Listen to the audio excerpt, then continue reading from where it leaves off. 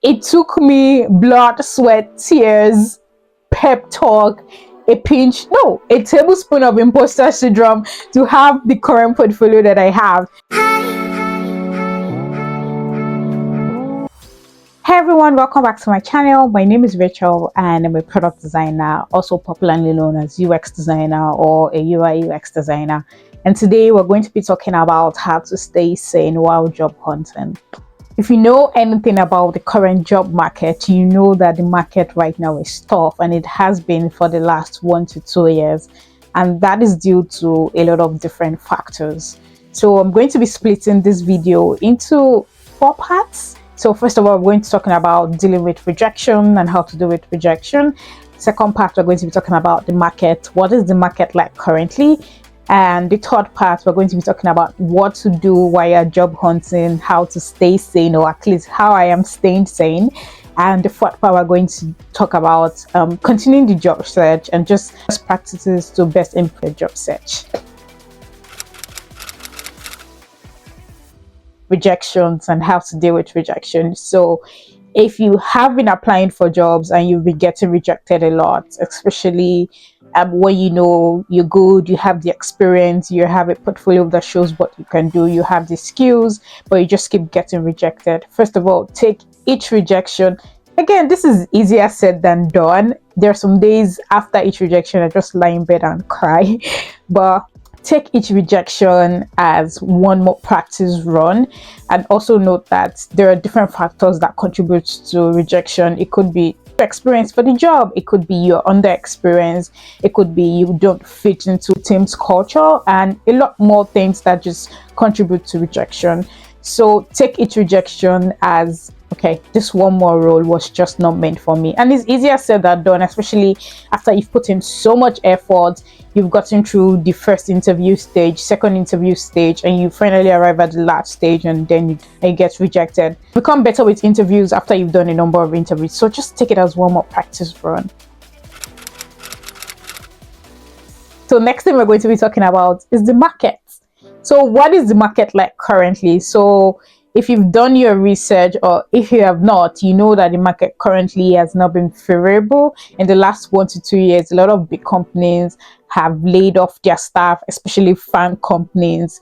There is this article I read about what is going on in the hiring space. I'm going to leave a link to it in the description box for you to check it out. There are just different categories of people currently in the market. So first of all, there are people that have been laid off that have 1 to 8 years or more experience. These people are very experienced people, but because the companies are laying off a lot of staff, they were laid off alongside. There is also recent grad from boot camp, university, whether bachelors or graduates. I just recently completed my master's degree in user experience and service design. Then there is also people that are coming back from a career break. Maybe they took a career break due to parenting, coming from maybe health related issues or education, or even like a first career break.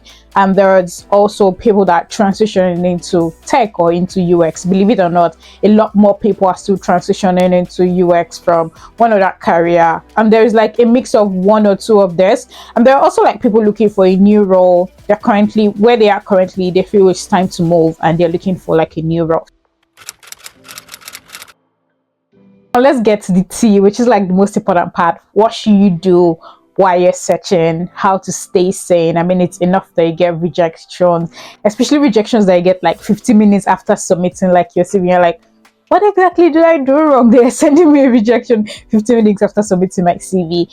But then again, what can you do while searching just to keep your spirits up and just to stay sane? I'm very big on attending tech events. I am always at tech events. Apart from like the free food, free drinks, and swag bags that you get at tech events. Tech events are a way to like network with people, meet other people. You meet CEOs, you meet head of design, you meet head of development, you meet recruitment lead, you meet different people in tech events and just get to network and share your skills with them. So that could be like a potential place for you to actually meet people that most likely hiring or most likely will be hiring soon. Again, this is not like a 100% chance that you're going to get a job by going to a tech event, but see it as a place to network and just get to know more people. If you cannot find tech events to attend, organize one. Gather a group of small people that are interested in tech. Just come and talk about things that are currently affecting the industry or things you like about the industry. Just organize one in your area, start up something. And another thing you can do is apply to speak at tech events. So just because you are currently unemployed does not invalidate your skills or your credibility. So share your experience. What have you learned before in your old roles? Share your experience. Now is a good time to like share your experience. Apply to speak at events. Different events always have like speaker calls, so look out for speaker calls and apply to them. Another thing you can do is attend conferences. So just like tech events, conferences are just on a larger scale. So right now, one very conference that I'm obviously keen to attend, but I just won't be able to attend in person this year is Config. Config is really soon. I'm going to leave a link to it in the description. You can apply to attend online, which is free, but if you're going to be attending in person, you have to pay for it.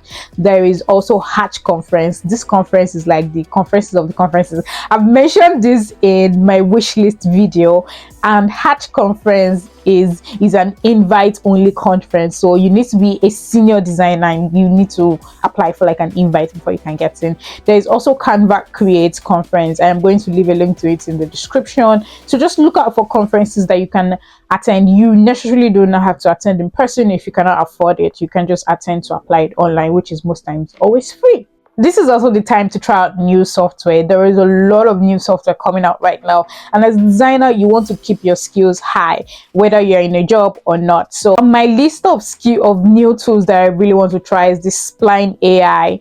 There is Creative, which is very similar to Figma. There is Dora, which is another no code tool that you can essentially try out. There's Imagica, there's Galileo AI, which is like AI for what prompts into design, which I think is really interesting. So these are sample tools that you can really just explore during this period. Another thing you can do is attend hackathons. I think hackathons are really great. You get to meet people, you get to show your skills, and if you're lucky, you get to win a prize like I did in the last hackathon that I attended.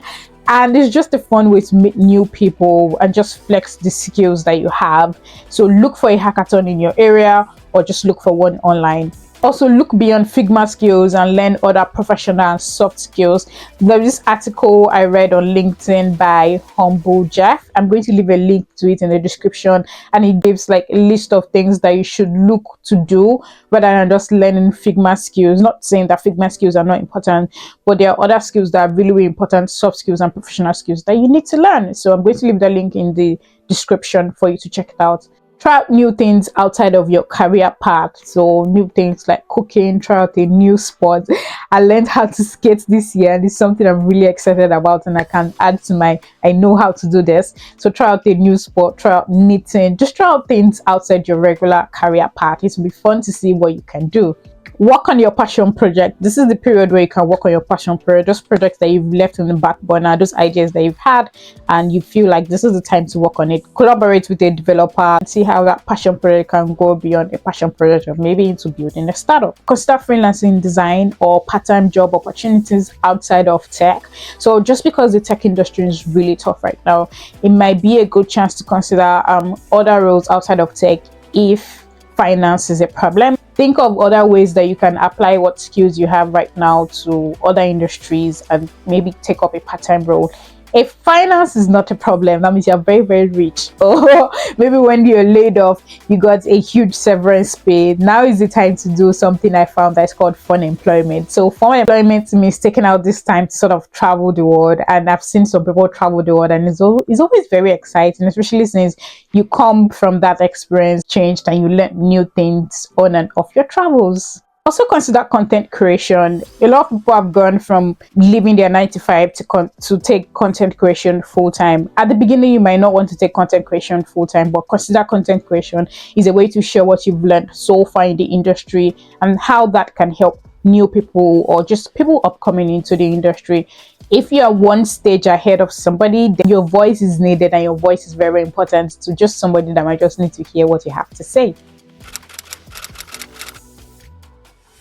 And of course, you need to continue the job hunting. So until you get a job, you definitely have to continue the job hunting process. And number one on my list for continuing the job hunting process is apply to jobs.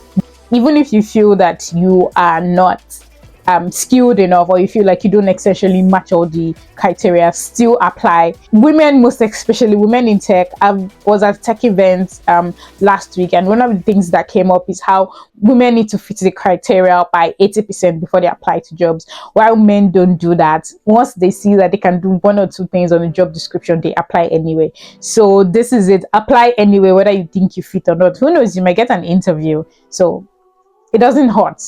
Track your job application and just keep a sense of all the things you'll be doing and places you'll be applying to.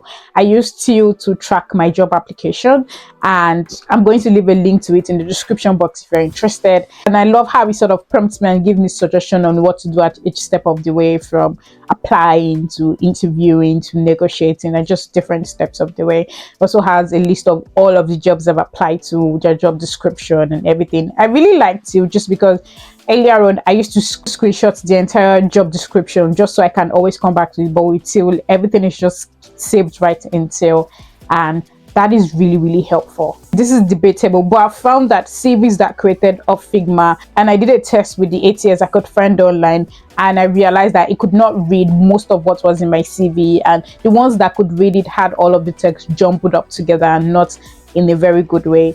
So use Word to create your CV. Not fancy, I know, and I struggled with this also, but it's better for the ATS to read your CV just so you can move to the second stage than for it to be fancy and it's not able to pass through.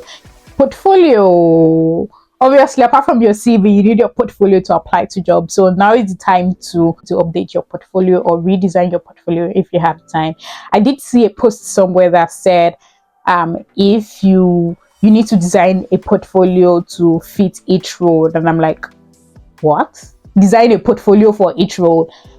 In my own opinion, that is too much. I mean, it took me blood, sweat, tears, pep talk, a tablespoon of imposter syndrome to have the current portfolio that I have, and you want me to design another portfolio for each role? I don't know if that makes a lot of sense, but in my own opinion, that might be too much. What I would advise, instead of designing a different portfolio for each role, is design a different presentation deck for each role. During your interview process or your interview stages, you probably have a portfolio presentation or any presentation of sort that you're supposed to do. So that is one I advise that you tweak towards each role. And in tweaking that towards each role, one thing I like to do is also use the branding of the company, align the projects that I'm going to be presenting to the projects that the company currently does, just so it fits more into what I'm about to present. That is easier to tweak than tweaking an entire portfolio every time for a different role. If you want me to share how my interview process has been so far, kind of questions I've been asked, let me know in the comments and I will do another video for that. Another thing is having an accountability partner and or a mentor. Having any of these two is really great, as they can serve as a sounding board for you after each interview or even help you prepare for the interview process. I have my own accountability partner, Raf, and we typically just go over what the whole entire interview from his last interview or from my own interview was. We prepare together, we ask each other questions, we just go back and forth on the whole process. And again, it's great to have somebody that I can rant to whenever I get rejection email, and he can also do the same with me. So having a partner is really great throughout this entire process. Another very important thing is LinkedIn and building your own personal brand. So now is like the perfect time to build your personal brand, and LinkedIn can be a very good way to build your personal brand. I've been more on LinkedIn lately, and I found out that it's not so bad. I was one of those people that used to run away from LinkedIn. When I found out that it's not really bad, especially while you're job hunting, LinkedIn is like the place you want to sleep and wake up on, just because you might meet somebody there or you know somebody that is hiring and things like that. But building a personal brand just around this period is really great. You have time to explore and try out new things. Another thing can be the open to work banner on LinkedIn. There are different school of thoughts concerning that. Some people are like, oh, you need to put the open to work banner. So we were like, no, you don't need to put the open to work banner. I did read an article about that, and I'm going to leave a link to it in the description for you to check out. But I found this very interesting template, this creative template by Kaylee. I'm going to also leave a link to that in the description, and I did use that to share how I am open to work, and I found that that is a really good and creative way to share how you're open to work.